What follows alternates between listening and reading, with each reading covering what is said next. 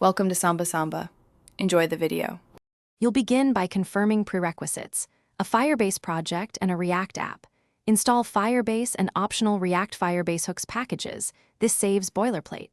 Once done, create a Firebase config file where you initialize Firebase with API key, auth domain, and project ID, then export auth equals getAuth app.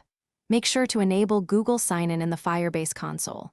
Now you have the foundation. Next, wire the UI and sign-in flow into your React components, so authentication becomes interactive. You'll implement the sign-in flow in a focused component. Create a Google Auth provider instance, then call sign-in with pop-up. Auth provider when the user clicks. This returns a promise with user credentials.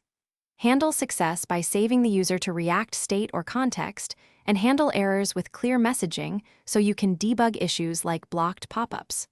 Once signed in, update the UI to show user details and a sign out button. Make sure to protect routes by checking auth state before rendering private pages. Finish by adding sign out, auth, for a complete experience and unsubscribing from auth listeners on component unmount to avoid memory leaks. Protect sensitive routes by checking the user object in context or using a custom private route so unauthorized users are redirected. If sign-in fails, common causes include blocked pop-ups or third-party cookie restrictions. Try sign-in with redirect as an alternative and test in a different browser profile. Finally, inspect console errors for OAuth client ID mismatches and correct your Firebase OAuth credentials.